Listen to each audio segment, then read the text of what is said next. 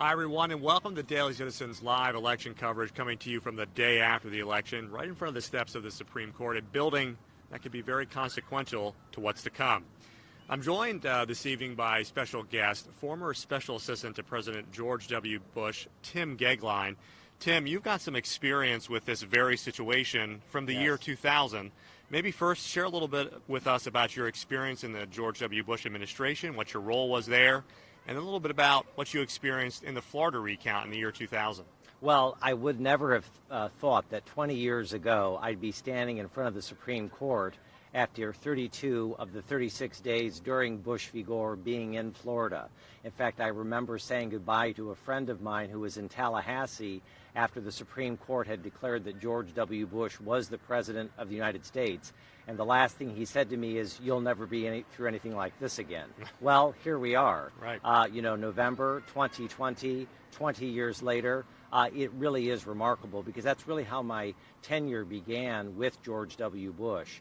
After the counting stopped, after George W. Bush was officially declared the President of the United States, I came back to Washington, was offered a wonderful position as a Special Assistant to the President and the Deputy Director of the White House Office of Public Liaison. I was one of Karl Rove's deputies in those years, and it was a remarkable, needless to say, a remarkable tenure. Absolutely. Now, your career started there in Florida. Tell us a little bit about what it was like to be a part of the recount. I think you said you were down there for the better part of 30-plus days. And how does that experience relate to what we're going through today and what we may be going through in the building behind us? It is eerily familiar. My wife and I were living in Austin, Texas, which is where the Bush campaign was located.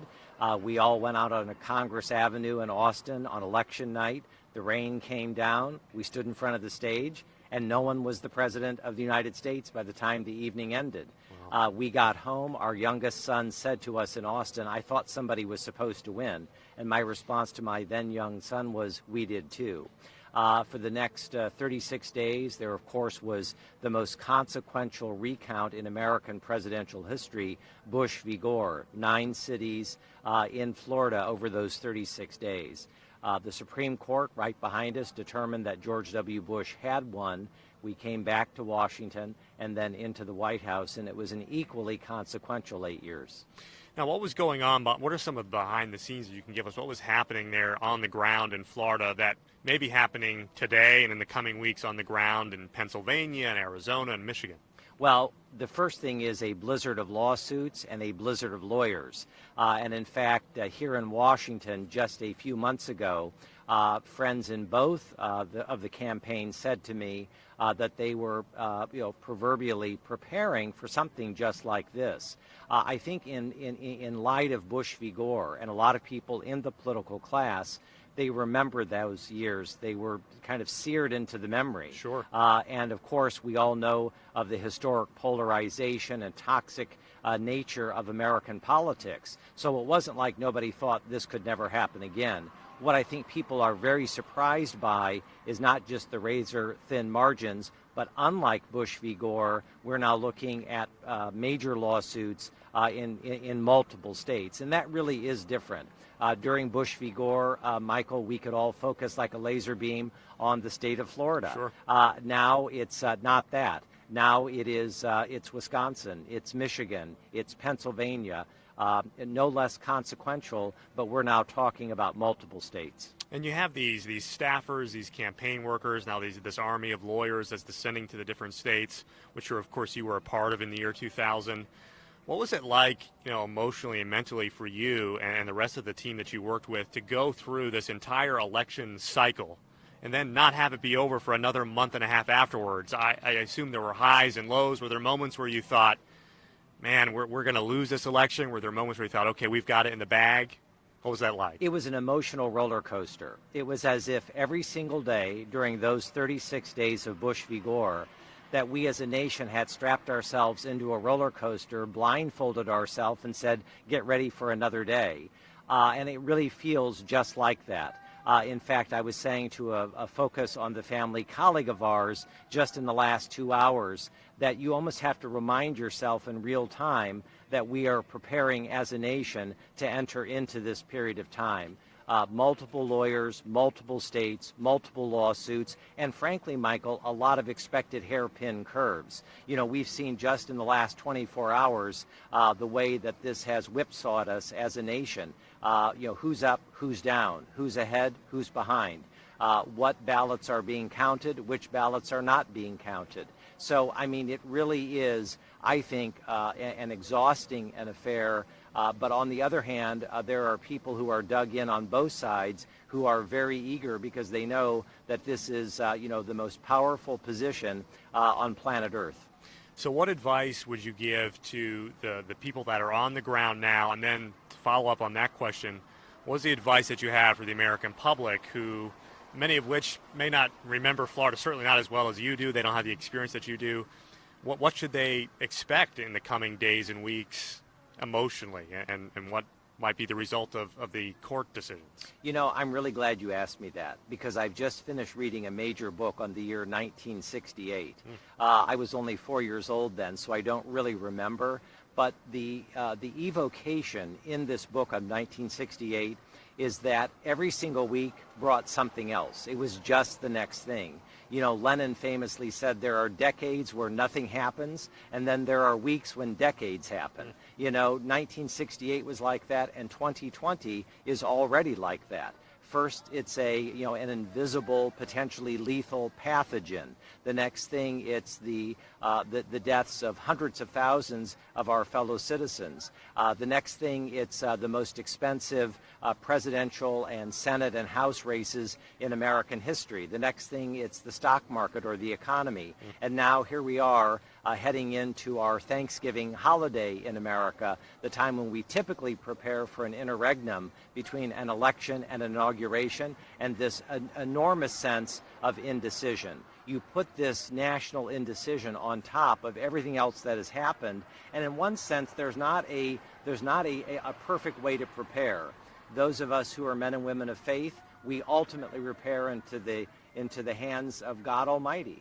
And we say, you are the same yesterday, Jesus, that you are today and tomorrow. And I really do believe that that is the ultimate sense of serenity and peace. Now, we hope that there's serenity and peace, but we know that that may not be the case. So 2 questions. Do you think that the court challenges that have currently been launched by the Biden and the Trump campaigns within the last 12 to 24 hours will end up here at this building behind us? If so, there have been some additions, as you know, to the Supreme Court recently. Yes. How will those new additions impact that decision possibly? Right. And then as a result of that, your office is just a few blocks behind us, behind the Supreme Court. Do you think that there will be violence as a result of the decisions? You know, the novelist Tom Wolfe said there will come a time in America where people will stop reading novels because reality will be so much stranger. And I think, Michael, that we have arrived at that moment. And I think we are standing literally on this incredibly beautiful night in our nation's capital at the place where possibly one of the most consequential Supreme Court decisions or set of decisions could happen. I mean, you have to go back to the founding of the country, and you realize that Bush v. Gore, for instance, was one of the most important decisions that this court ever made. We talked earlier about lawsuits just within the last few hours in Pennsylvania, in Wisconsin, in Michigan. I think it is quite possible, I think it is probable that if these lawsuits are accepted and we progress on a federal level, I think it is quite possible that one or more of those lawsuits could ultimately be decided here at the Supreme Court. What is so amazing, and I do mean amazing, is that in the history of the U.S. presidency, there is virtually no peer to President Trump of the number of nominated and confirmed federal judges just in one term. I mean, just after less than 4 years in office, he has 3 Supreme Court justices. He has 53 appellate or circuit judges. Those are the next most senior judges to the Supreme Court. And I think about 160 or more district federal judges. That is breathtaking in its scope. Absolutely. And what is the irony? Back to novels and Tom Wolfe, what are the chances? I mean, what are the chances that 3 of those Supreme Court justices nominated and confirmed by President Trump could at some remove be considering some or all of those cases that we've talked about. I mean, you just can't make it up. Not in 2020. Anything can happen in 2020. Yes. That's right. So my final question to you, Tim, unless you have anything else that you want to add, if you do, please let me know. There are a lot of people on both sides of this issue, Democrat, Republican, both, hoping that their candidate wins. Obviously, here in your role, you work with a lot of people of faith on the conservative side of things, although you work, of course, across the aisle with multiple individuals here. What would you say to each side? So President Trump wins re-election. There will be many who will feel disenfranchised and think, there's these issues that we've had with him. We think that he should have, we just went through the courts, et cetera, et cetera. And conversely, of course, what do you say to people of faith who may be afraid that if President Trump does in fact lose this election, that religious freedom and liberty may be at stake? Yes, those are big questions. And I don't want to dismiss any of them out of hand because that series of questions, I think, really goes to the heart of what it means to be a Christian in public life. Sure. I am always nourished by the late, great Chuck Colson's observation that salvation shall never arrive on Air Force One. And what Chuck meant is that as important as public policy is, and it focuses on the family, we really care about human life. We really care about religious liberty and the rights of conscience. We really care about marriage, family, parenting, and those issues that directly affect all the above. Just today at the Supreme Court was one of the most important religious liberty cases argued of the last 10 years regarding foster care, orphan care, adoption, and the issue of the church and faith. So how ironic that we're having this discussion of all days today. Absolutely. My view, my counsel, my sense of it is the following. We have a process in America. It's a often confounding legal process. It has a component of the executive branch, the legislative branch, and the judicial branch. And I think most importantly is that President Trump has said that the job of judges is not to be a super legislature, and it's not to be, a series of 9 executives. It is to faithfully and apply the words of the Constitution. And if constitutionally these lawsuits end up here, I actually feel very confident that justice will be done. I believe that very strongly. We've had, more than 57, presidential elections since George Washington. And we've come through as a nation even stronger and even better. And despite this time of polarization, I think it's an opportunity for magnanimity, for goodwill, for grace, and ultimately to find our soul as a nation and to say we can go forward.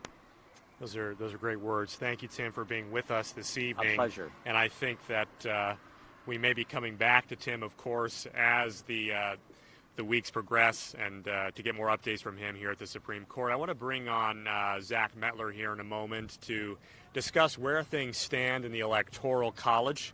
He has the latest numbers and what's happening with the lawsuits, with the counts in different states. And so, Zach, welcome back. Did you get some sleep last night? A little bit, about 6 hours. Barely even. Not too bad. So Zach is fired up and ready to go. He's had about a gallon of coffee today. That's true. Zach, where do things stand currently? Vice President Biden just made a statement. The president is expected to make a statement, I think, in about an hour from now from Philadelphia. Where do the numbers stand? Where are things at? Yeah, so I actually have some breaking news for you. According to Fox News, they now project that Vice President Biden has won the state of Michigan. And so that's 16 electoral college votes that go to former Vice President Joe Biden. So I'll take you through the numbers here. Right now, President Trump is slightly ahead in Georgia and North Carolina. Now, he needs those states to have any chance to win re-election. Right now in Georgia, with 96% of the vote in, President Trump leads 50% to 48%. So it's pretty close, but the Trump campaign has to be feeling good about that. Now down in North Carolina, President Trump is at 50%, again to 48% for Joe Biden. That's with 94% the results in. And so, go ahead. No, I was going to say, so the pathway for Joe Biden, it seems, at this point is very broad. That's right. Whereas the pathway for the president seems to be narrowing quite substantially. Right, by the hour. And so now, President Trump, if he won those 2 states, has to also win Pennsylvania, and that would bring him to 268 electoral college votes. Right now in Pennsylvania, with 86% the results in the president is at 52% compared to 46% for Joe Biden. So that would bring him on the threshold of victory, and then he has to pull out some other state, whether that's Nevada or Arizona. And right now, both of those are trending to Joe Biden. Now, the Trump campaign actually feels very good about Arizona. There's about 600,000 ballots left to be counted in that state. Now, Fox News has already projected Joe Biden to win Arizona, but the Trump campaign feels good about that state, so that's going to be over the next few days. We'll find out more about that. And if I'm correct me if I'm wrong on this, it's interesting that Fox News has called Arizona for That's right. Vice President Joe Biden, but CNN has not called It's very interesting Arizona. how that works. Yes, yes. Fox Nor News has is called, the Associated Press, correct? The Associated Press has called it for Vice President Okay. Biden, so CNN's kind of the lone holdout The there on outlier Arizona, there. right? Okay. And, of course, these campaigns have filed numerous lawsuits in these states. What could be the impact, do we think, of those in the coming days? Could be substantial. Right now, the Trump campaign has filed lawsuits in Pennsylvania and Michigan. They're just trying to get more access to the counting process to make sure everything is fair. Now, in Wisconsin, they've actually requested a recount already, and there's less than 1% of the difference between Joe Biden and President Trump, so that could end in a recount, like Florida in 2000. My 2020, folks, right? So just to recap, so the path for victory for President Trump is that he has to, these currently contested states that he has to win are North Carolina, Georgia, Pennsylvania, And he's got to win and either any Arizona other state. or Nevada. Arizona or Nevada, yep. or another state, Or right? Wisconsin if there's a recount. And for the vice president, he has to win what states? Well, right Or now, hold on to. He's got to hold on to Michigan and Wisconsin, as it looks like he's likely to. And if he wins Pennsylvania, then it's pretty much over.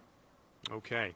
Thank you for that update, Zach. Zach, our numbers man here, giving Karl Rove a run for his money. Karl Rove uses the whiteboard. Zach's a little more my modern day, smartphone. uses his iPhone. Like a good millennial. So we appreciate you guys tuning in. That's the latest update that we have. Stay tuned to the Daily Citizen and thedailycitizen.org for more breaking news.